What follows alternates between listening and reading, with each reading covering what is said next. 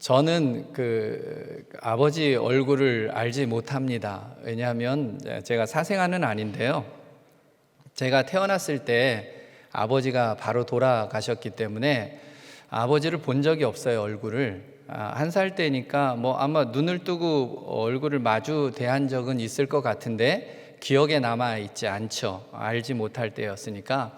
그래서 나중에 컸을 때 사진으로 이분이 내 아버지였구나 라고 이렇게 인식만 했을 뿐입니다. 제가 8살 때 어머니가 돌아가셨어요. 그러니까 흔히 말하는 이제 부모 없는 아이로 어린 시절을 자라는 그런 환경이었습니다. 그때부터 이제 떠돌이 삶이 시작이 된 거죠. 그러면서 초등학교를 5군데를 다니게 되었어요. 계속 옮겨 다니는 상황이 되었기 때문이에요. 그런데 물론 제가 그때 크리스찬은 아니었어요. 저희 집은 절에 다니던 가정이었기 때문에 믿음이라는 걸 몰랐죠. 근데 그 어린 시절에 그렇게 떠돌이 삶을 사는데 제 인생이 불행하다라고 생각해 본 적은 한 번도 없었어요. 왜냐하면 어리기도 했거니와 서바이벌이잖아요. 살아야 되는 거잖아요. 다른 생각할 수 있는 틈이 사실은 없었습니다. 그리고 이제 그 시절은 우리나라가 다 어려웠던 시절이니까요. 제가 이렇게 나이를 많이 먹지는 않았어요. 근데 아주 적지도 않고요. 그래도 할아버지가 됐어요. 제가 손자가 있어요. 나이는 비밀입니다. 그게 1970년도로 제가 기억을 해요. 그때가. 그러니까 그 시절에 이렇게 다 나라가 어려웠던 시절이니까 그런 생각을 할 틈이 없었어요. 그런데 어느 날인가부터 그것이 내 인생의 장애구나, 이게 이상한 거구나라고 느껴지게 된 계기가 있었습니다.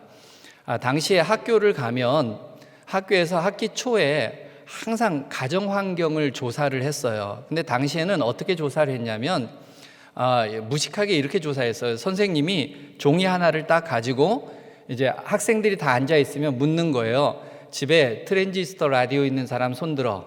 이런 식이었어요. 그러면 몇 명. 그런데 항상 아버지 없는 사람 손들어, 어머니 없는 사람 손들어 이러는 거예요. 그런데 제가 이게 한 번 들고 2번 들고 3번 들고 자꾸 손을 들기 시작하면서 이상하다 이런 생각이 든 거죠. 왜냐하면 자꾸 손을 학기마다 들기 시작하는데 아이들이 나를 쳐다본다라는 느낌이 들기 시작을 하는 거예요. 어느 순간부터 내 속에 그런 것들이 쌓이기 시작하니까 이게 컴플렉스가 되어버리는 거죠. 이게 이상한 거구나. 이거는 극복하기 어려운 거구나. 이건 인생의 이상한 장애가 되는 거구나 라는 것이 쌓이기 시작했습니다. 내 인생에 분명히 장애로 작동을 하는데 여러분, 그런데 내가 할 수 있는 일이 없잖아요. 나에게 주어진 상황인데 내 힘으로 바꿀 수 없는 거, 그런 걸 장애라고 하거든요. 바꿀 수가 없어요. 해볼 수 있는 길이 없잖아요. 사실은 노력은 했었어요. 제가 어머니가 돌아가시고 나서 미국의 어느 가정에 입양 절차를 밟기 시작을 했어요. 입양을 가기 위해서. 그런데 입양이 무산이 되었습니다. 왜 그랬는지 저는 모르죠. 어린 시절이니까, 제가 어리니까 저는 아무것도 알지 못해요.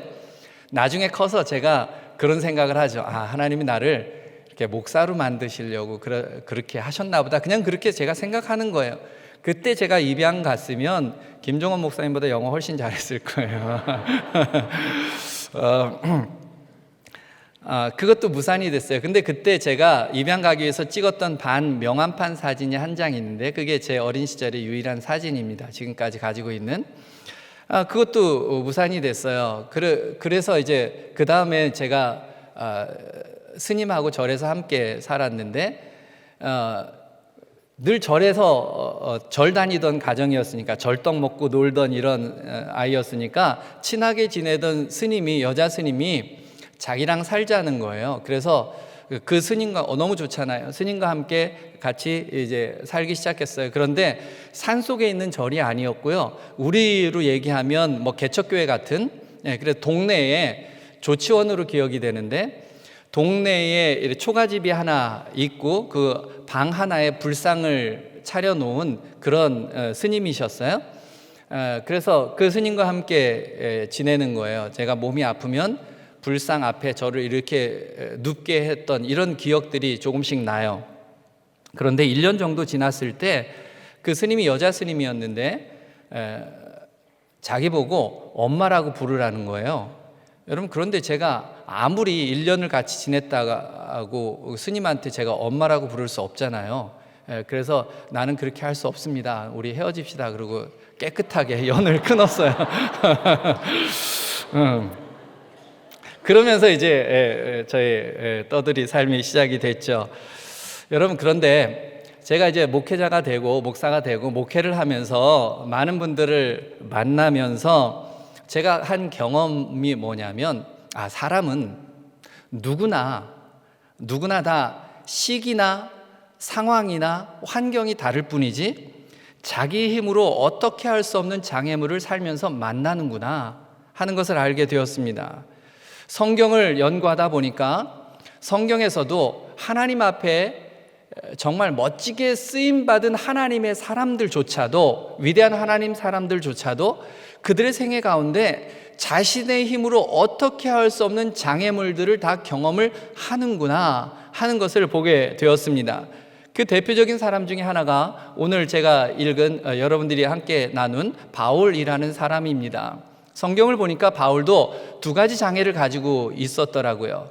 하나는 육체의 가시라고 표현되어 있어요. 그러니까 병이에요. 질병이에요. 그런데 그 질병이 무엇인지는 정확히 알지 못하겠어요. 학자들은 뭐 안질이냐 아니면 간질이냐 이렇게 얘기를 하는데 중요하지 않은 것 같아요. 왜냐하면 병명이 중요했으면 성경에 기록해 놨을 거예요.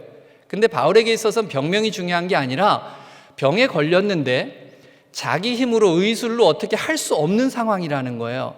고칠 수가 없는 상황이에요.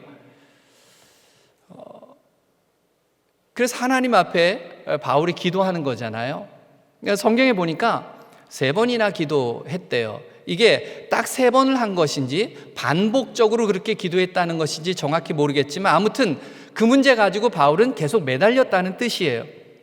여러분, 바울이 어떤 사람이냐면 다메섹으로 가는 길에 예수님을 만난 다음부터 예수님의 사명자로 그 길을 걸어가면서 마지막 로마에서 사형장의 이슬로 사라지는 순간까지 바울은 정말 사명 하나 가지고 걸어갔던 사람이에요.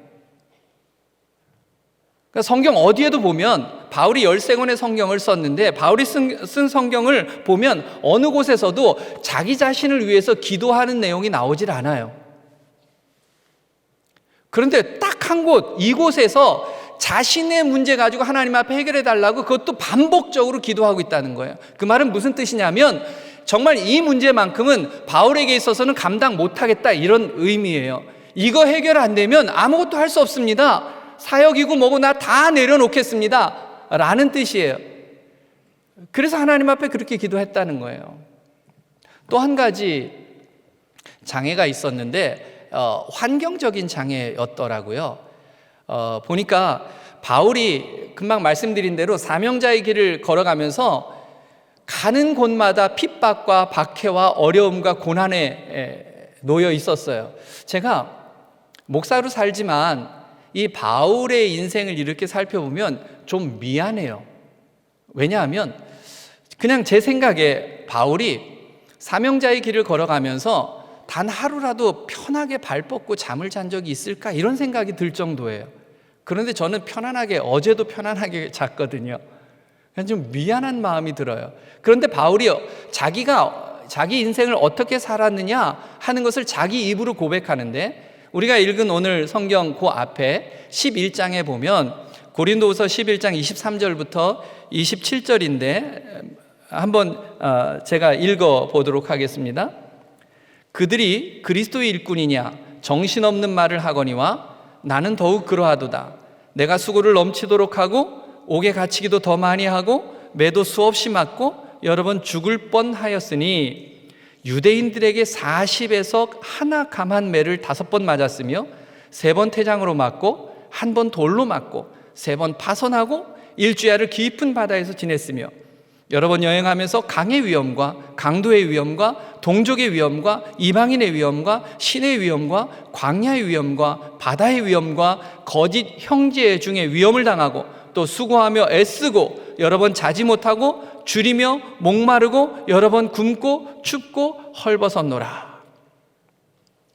그냥 이 구절을 읽으면 바울이 나는 이렇게 살았다라고 이야기하는데 차마 그 모습을 이렇게 떠올리기조차 너무 미안한 거예요.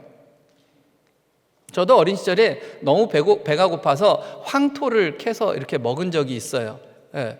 황토가 사람에게 좋다는 거 그때부터 제가 확인했던 것 같아요. 물론 늘 황토를 먹고 산 건 아니에요. 가끔 그랬다는 뜻이죠. 그런데 비할 바가 아닌 거예요. 가만히 바울을 읽어보면 어떻게 이런 삶을 살아올 수 있었을까라는 생각이 들 정도예요. 그렇게 고백하고 그 다음에 바울이 기도하는 거예요. 하나님 앞에 기도하는 거예요. 그러니까 정말 너무너무 견디기 힘들다는 거예요. 그러니까 이 문제를 해결해 달라는 거예요. 나에게 주어진 상황인데, 나에게 주어진 상황인데 이것을 내가 내 힘으로 바꿀 수가 없는 거예요. 물론 바울이 사명자의 길을 포기하면 이런 삶을 안 살아도 됐겠죠. 그러나 그 삶을 포기할 수는 없는 거였잖아요. 그 길을 가는 한은 끊임없이 이런 상황이 올 텐데 이걸 어떻게 감당할 수가 없는, 너무너무 힘이 들어서 어떻게 할 수 없는 거예요. 그래서 하나님 앞에 매달린 거죠. 여러분, 우리가 인생을 살면서 우리가 감당할 수 없는 그런 장애물을 만나면 우리는 어떻게 해야 될까요? 그냥 인생을 포기하면 될까요? 나 혼자 그냥 강이나 바다에 내 한 몸 던져버리면 그러면 끝나는 건가요? 포기하고 자기 인생을 포기하고 그냥 주저앉아 버릴 수 있는 건가요? 우리는 그럴 수 없잖아요. 우리 그리스도인들은 그럴 수 없는 거 아닙니까? 그렇다면 우리는 어떻게 그런 문제들을 해결해 나갈 수 있을까 하는 것이 오늘 제가 여러분들에게 이 새벽에 던질 수 있는 기도 제목입니다. 주님께서 이 바울에게 대답한 두 가지 답변이 오늘 새벽 여러분들에게 기도 제목이 되면 좋겠습니다. 하나는 뭐냐면 나의 환경을 은혜로 여기라는 거예요. 주님께서 바울에게 이렇게 답하셨어요. 그렇게 바울이 기도할 때 주님이 이렇게 말씀하셨어요. 내 은혜가 내게 족하도다. 여러분, 이게 무슨 의미냐면 이런 거예요. 바울아, 너는 말이야 지금 너에게 주어진 환경이 네 인생의 장애라고 생각해서 그 문제를 해결해 달라고 지금 나에게 기도하고 있는 거지. 그런데 말이야, 너희 영적인 눈을 떠서 그것이 내 인생의 장애가 아니라 내가 너에게 준 은혜라고 바라볼 수 있겠니? 그러면 너는 그걸 뛰어넘을 수 있어, 이 말이에요. 여러분, 나에게 주어진 환경이 바뀌는 것도 은혜입니다.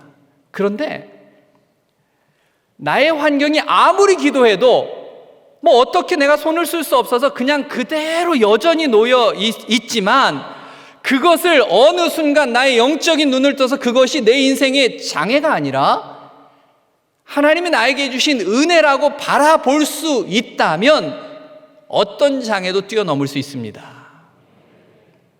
바울이 주님께서 말씀하신 그 답을 듣고 해결책을 얻었어요. 무슨 뜻이냐면 그 이후로 어디에도 바울이 이 문제 가지고 다시 기도하지 않습니다. 무슨 뜻이죠? 해결됐다는 거예요. 해결됐다는 거예요. 더 이상 기도하지 않아요. 죽을 때까지 기도하지 않아요. 그런데 해결됐다는 것이 바울이 가지고 있었던 병이 나았다는 게 아닙니다. 성경 어디에도, 그 이후에 어디에도 바울은 이 병이 주님 때문에 고쳐졌다라는 기록이 없습니다. 무슨 뜻이냐면 죽을 때까지, 사형장의 이슬로 사라질 때까지 바울은 이 질병을 가지고 있었다는 뜻이에요. 하나도 바뀌지 않았어요. 여전히 그대로예요. 환경도 바뀌지 않았어요. 좋아지지 않았어요. 마지막에 사형당하잖아요. 아무것도 바뀌지 않고 여전히 그대로지만 더 이상 그 문제가 바울의 기도 제목이 되지 않았어요. 왜냐하면 알았기 때문이에요. 그게 장애가 아니라 하나님이 나에게 주신 은혜라는 사실을 알았기 때문이에요. 그렇게 바라보는 순간 여전히 질병이 있고 여전히 고난이 있지만 더 이상 그것은 자신을 붙잡는 인생의 장애물이 될 수 없었어요. 순간순간 그건 하나님의 은혜라고 바라볼 수 있었던 거예요. 여러분, 제가 저의 가정 이야기를 잠깐 했잖아요. 저같이 자란 사람은요, 대부분 비슷해요. 어떤 생각을 많이 갖냐면 이런 생각을 많이 가져요. 나는 나중에 커서 정말 행복한 가정 만들 거야. 근데 이게 거의 집착 수준으로 난 반드시 그럴 거야. 막 이런 게 있어요. 그리고 저는 그렇게 생각했거든요. 나는 우리 아이들이 결혼할 때까지 나는 안 죽을 거야. 이런 거 있잖아요. 여러분, 옛날에 일반적으로 그런 얘기 많았어요. 부모가 병으로 이렇게 돌아가시면 가족력이 있을 수 있다. 그래서 자식도 그럴 수 있다. 그래가지고 제가 자랄 때 어느 정도로 강박관념이 있었냐면 아버지가 몇 살에 내가 몇 살에 아버지 나이가 돌아가신 나이가 몇 살이지, 어머니가 돌아가신 나이가 몇 살이지, 그걸 계산하는 거예요. 나 그 시간 넘어갈 수 있나? 그때만 넘어가면 된다. 저는 이미 넘었어요. 제가 손자도 있다니까요. 그런데요, 제가 이제 청소년 시기에 교회를 처음 가게 되고 예수를 믿게 됐어요. 그 이후로 지금까지 이렇게 오게 된 건데, 그러면서 제가 좋은 가정을 만나고 싶다라고 기도를 했는데, 사실 좋은 아내를 만났어요.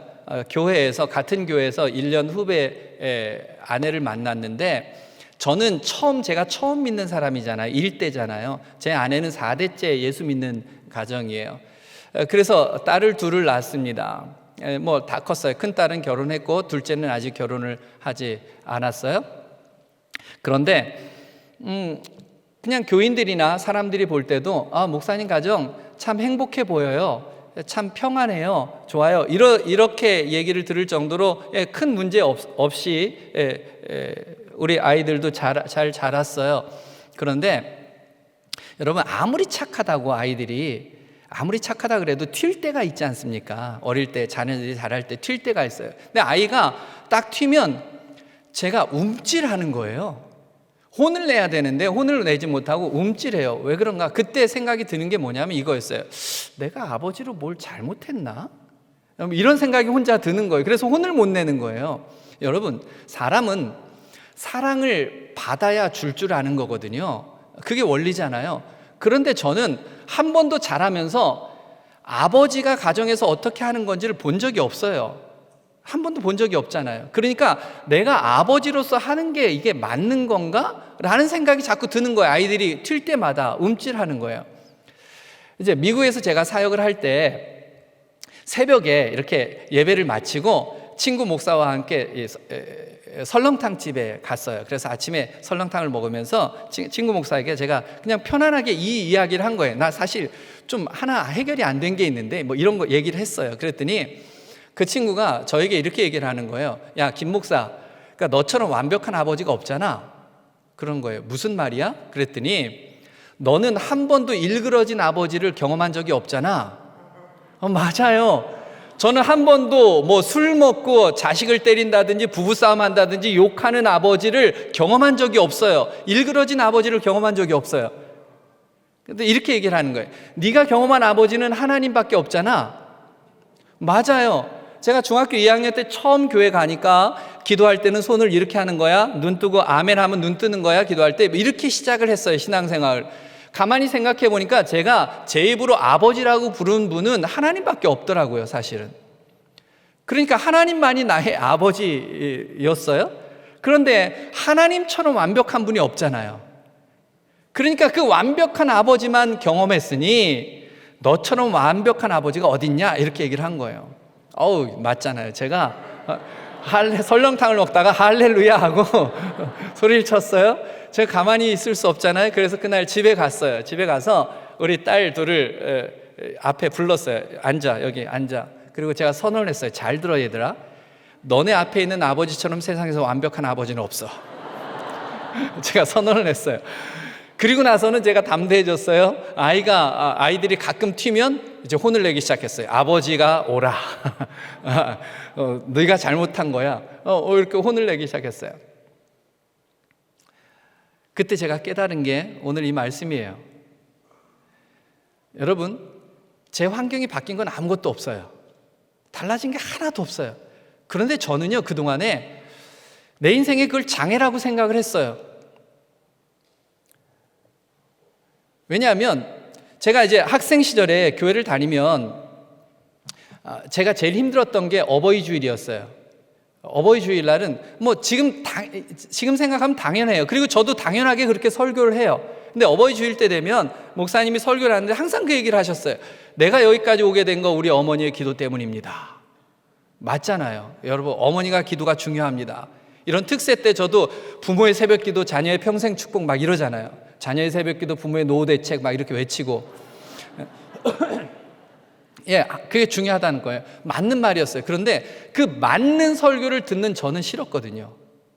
그럼 나는 혼자 이런 거. 그럼 나를 위해 기도해 줄 부모가 없는 나는 그럼 저렇게 못 된다는 걸까?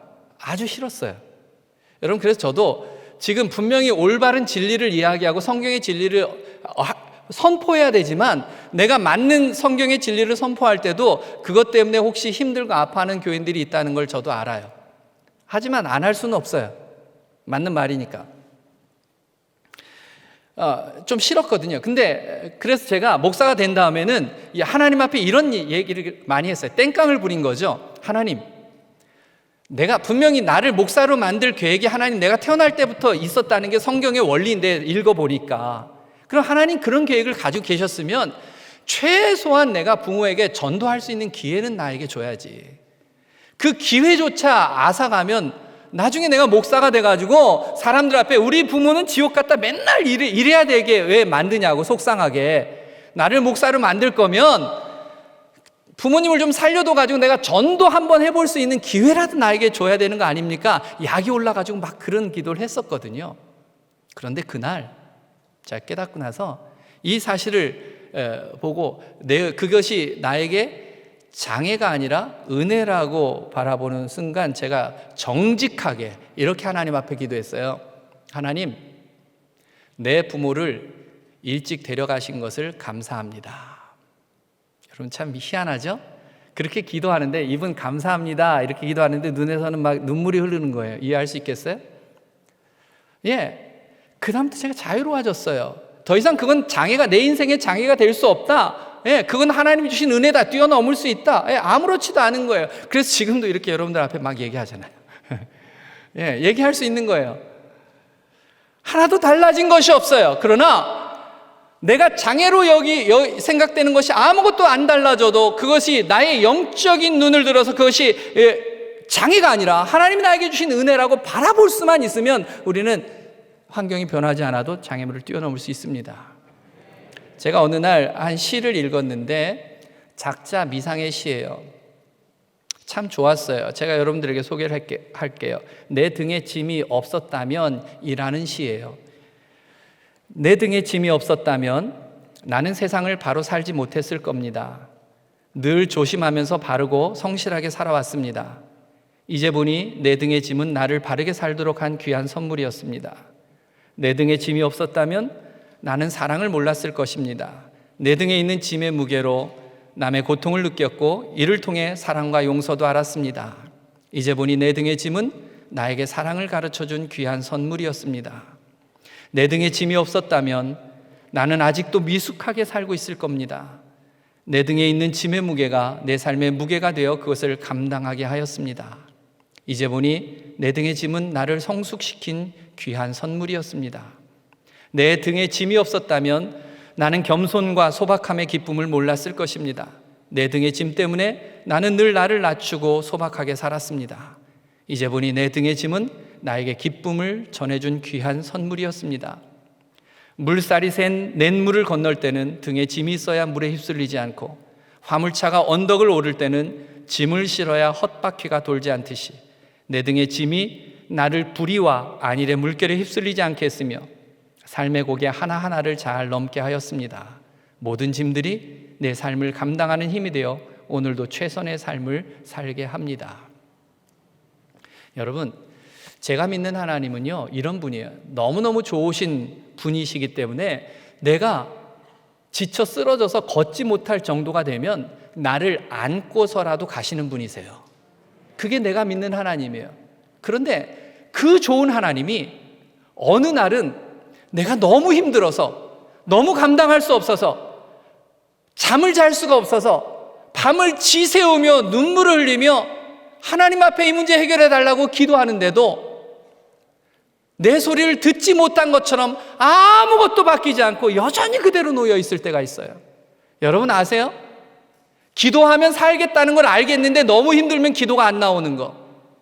예배당에 가면 살겠는데, 알겠는데 너무 힘들어서 발걸음이 안 떼어지는 거. 그런 경험 혹시 있으세요? 너무 힘들어서 하나님 앞에, 하나님 이거 해결 안 되면 나 정말 살지 못합니다 라고 잠을 못 이루고 기도하는데도 하나님이 못 들으신 것처럼 하나도 바뀌지 않을 때, 그럴 때가 있어요. 그 좋은 하나님이. 여러분 그럴 때는요, 이 음성을 들을 때요, 얘야 내 은혜가 내게 족하도다. 얘야 너 그거 장애인 줄 알지? 아니야, 장애가 아니라 내가 너에게 준 은혜야. 네가 만약 눈을 떠서 그것을 바라볼 수 있으면 넌 뛰어넘을 수 있는 거야.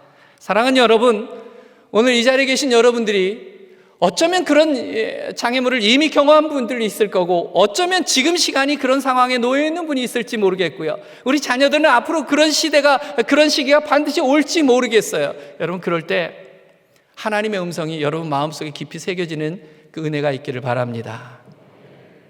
두 번째는요, 주님의 답은 뭐냐면, 내가 약할 때 주님의 강함이 온전하게 나타난다는 거예요. 여러분, 우리의 능력이 제한되어야만 하나님의 능력이 더 잘 드러납니다. 하나님께 필요한 것은 우리의 강함이 아니고 오히려 우리의 약함입니다. 성경에도 보면, 성경뿐만 아니라 일반 우리 기독교 역사를 보면 하나님의 위대한 역사는 내가 강하다고, 내가 다 갖췄다고 여길 때 이루어지지 않았습니다. 하나님 그렇게 일 안 하세요. 그렇게 일하면 자기 뽐낼 것을 알기 때문이셨던 것 같아요. 하나님은 우리 인간의 약함을 통해서 일하셔요. 성경을 읽어보면 거의 모든 사람들이 그랬어요. 대표적인 사람 모세. 여러분 모세는 정말 대단한 인물이었죠. 모세가 태어났을 때 이스라엘 남자들은 다 죽이라는 명령이 내려졌을 때예요. 모세도 죽었어야 됐어요. 그런데 모세가 기가 막히게 살아났잖아요. 바로의 공주에게서 자랐잖아요. 사실 모세는 태어나서 3살 때까지밖에 자기 엄마의 양육을 못 받았어요. 그리고 나서는 37년을 바로의 궁정에 가서 세상의 최고의 교육을 받은 사람이에요. 그런데 40세가 되었을 때 그 어릴 때 영아 때 받았던 그 신앙 교육이 37년의 세상 교육을 이기잖아요. 그는 그럼에도 불구하고 나는 하나님의 사람이야, 하나님이 나를 쓰시려고 이렇게 만드셨구나, 이때가 바로 그때인가 보다 라고 생각을 했어요. 권력을 가지고 있었어요. 파라오의 후계가 될 수도 있었어요. 물질도 있었어요. 모든 걸 다 갖췄어요. 이때 내가 하나님의 사람으로 하나님의 일을 할 수 있겠다 생각해서 이스라엘 백성들과 애굽 백성이 싸울 때 애굽 백성을 쳐 죽이잖아요. 그런데 하나님은 어떻게 했어요? 모든 걸 가지고 있었던 모세를 광야로 내모읍니다. 그래서 40년 동안 광야에서 양치기로 80세까지 지냅니다. 그러다가 80세가 되었을 때 하나님께서 호렙산에서 모세를 부릅니다. 여러분 출애굽기에 보면 하나님 모세를 부르는 장면이 있는데 다른 선지자들하고 달라요. 다른 선지서들을 다 읽어보세요. 하나님의 말씀이 예레미야에게 임하니라, 그럼 예레미야가 즉시 움직였어요. 하나님의 말씀이 에스겔에게 임하니라, 그럼 움직였어요. 그런데 하나님이 모세에게 말씀하는데 모세가 답을 안 해요. 거부를 해요. 하나님 나 못합니다. 또 얘기하는데 또 거부해요. 몇 번이나 거부해요. 그래서 성경에 보면 하나님이 분노하셨다 이렇게 얘기해요. 하나님이 감히 하나님 말씀하는데 못하겠다는 거예요. 거기 행간을 읽어보면 이거예요. 하나님 40년 전에 내가 애굽의 왕자로 있을 때 모든 것을 다 갖췄을 때 그때 하나님이 이스라엘 백성들을 살리기 위해서 나를 택하셨다면 나는 당연히 응했을 겁니다. 그러나 지금 80세가 되었는데 나는 양치기일 뿐이고 권력도 없고 힘도 없고 돈도 없고 아무것도 없는데 내가 어떻게 합니까? 라는 거였어요. 그때 하나님 분노하셨어요. 하나님이 이렇게 말씀하셨어요. 모세야, 네가 하는 게 아니야. 내가 할 거야. 너는 그냥 내가 하라는 대로 하기만 하면 돼. 까불지 마. 거기에 모세가 굴복해요. 항복해요. 그리고 이스라엘 백성들 200만 명의 이스라엘 백성들을 이끌고 광야 40년의 생활을 합니다. 수많은 기적들을 행한 것을 우리는 압니다. 홍해가 갈라지고 하늘에서 만나가 40년간 떨어져 내립니다. 여러분, 그런데 모세는 알았어요. 자기가 하는 일이 아니라 하나님이 하시는 일이라는 걸 철저히 알았어요. 40년 동안 모세가 강해지지 않았어요. 모세가 기적을 행했지만 모세가 능력이 있었던 게 아니에요. 모세는 여전히 힘없는 할아버지였어요. 하나님이 그를 통해서 일하신 거죠. 여러분, 우린 연약한 존재예요. 언제 우리가 뭔가 대단한 것 붙들고 이 땅을 살아가는 그런 존재가 아니에요. 여러분, 어느 날 아무것도 할 수 없다고, 정말 아무것도 할 수 없는 내가 이렇게 무능한가, 내가 이렇게 보잘것없는가 라고 생각하는 자리가 있다면 그 자리는 모든 것을 포기할 때가 아니라 하나님의 역사가 시작될 때임을 믿으시기 바랍니다. 그래서 오히려 그 자리는 눈물 흘리고 앉아있을 자리가 아니라 희망의 노래를 불러야 할 자리입니다. 하나님의 방식은요, 나의 약함이 사라지는 게 아니에요. 내 능력의 한계 이른 상황에서 내 약함을 하나님이 어떻게 쓰시는가를 발견하면 되는 거예요. 여러분, 그런데 우리는 자꾸 내가 강해지려고 해요. 하나님 앞에 그렇게 해요. 하나님, 날 좀 강하게 해주세요. 날 좀 강하게 해주세요. 여러분, 우리는 강할 필요 없어요. 그런 기도 필요 없어요. 우리는 여전히 약해도 돼요. 나의 약함을 통해서 주님의 강함만이 드러날 수 있으면 되는 거예요. 내가 강해질 이유는 하나도 없는 거예요. 아까 우리가 읽은 고린도서 11장 바울의 인생처럼 바울이 자기 인생이 이렇게 처절했다라고 말하잖아요. 그리고 그 끝에 읽어보면 그런데 나는 이 모든 것을 견뎌냈다 이렇게 끝나지 않아요. 난 이렇게 약하다, 난 이렇게 약하다. 거기서 끝이에요. 약하다가 끝이에요.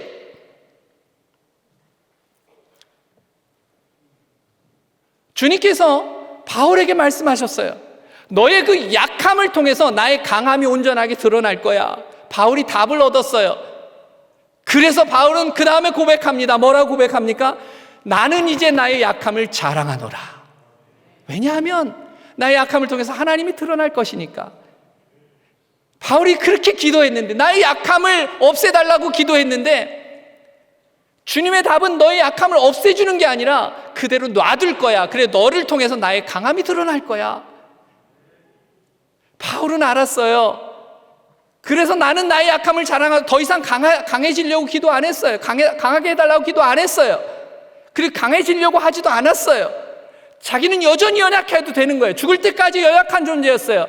나의 연약함을 통해서 주님의 강함이 드러나면 되는 거예요. 우리 인생은 그러면 되는 거예요. 여러분, 강해지고 싶어 하지 마세요. 연약해요? 괜찮아요. 아무것도 할 수 없어요? 괜찮아요. 하나님 앞에 그렇게 기도하시면 돼요. 하나님, 나의 약함을 통해서 주님만 드러나게 해 주십시오. 주님의 강함이 드러나게 해 주십시오. 그럼 되는 거예요. 한 가지 성경의 이야기만 하고 마칠게요. 제가 참 좋아하는 말이 있어요. 어떤 말이냐면 계란으로 바위치기라는 말을 저는 굉장히 좋아해요. 여러분, 한번 대답해 보세요. 계란으로 바위를 치면 계란이 깨질까요? 바위가 깨질까요? 네. 마스크를 썼다고 대답 안 하시죠? 네. 그렇게 쉬운 질문을 낼까? 뭔가 있는 듯해 이러죠? 여러분, 계란으로 바위를 치면 당연히 계란이 깨지죠. 그런데 그런 답을 제가 요구하진 않았겠죠. 제 답은 뭐냐면 바위가 깨진다는 거예요. 그게 오늘 이 말씀의 의미예요. 약할 때 주님이 강함 되신다는 게. 여러분, 그런데 제가 계란을 이렇게 던져요. 바위를 향해서. 그런데 바위가 깨지는 이유는 계란이 날아가면서 다이아몬드 같이 강하게 변해가지고 바위를 깨는 게 아니에요. 여전히 계란으로 날아가는 거예요. 그런데 하나님이 그냥 바위를 깨버리시는 거예요. 그 의미예요. 여러분, 성경은 그런 이야기로 가득 차 있습니다.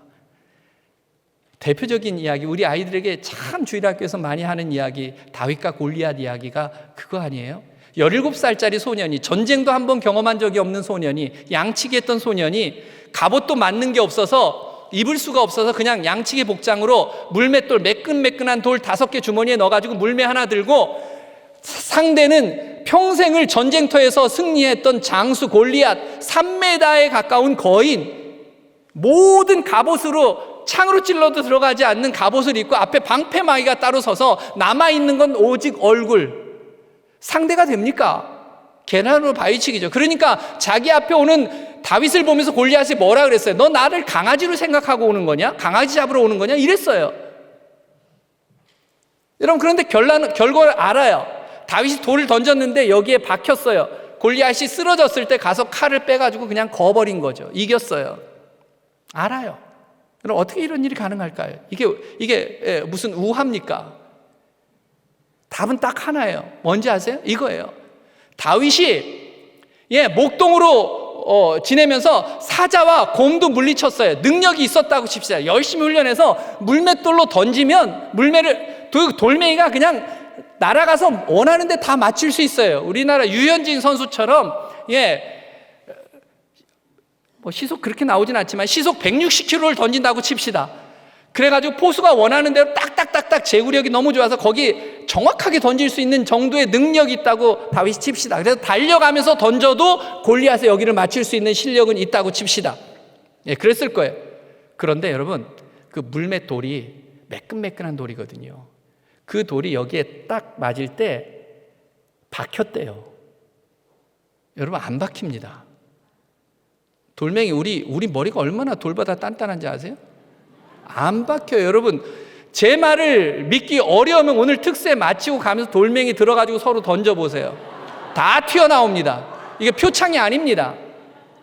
근데 박혔대요. 왜 박혔어요? 이유는 딱 한 가지.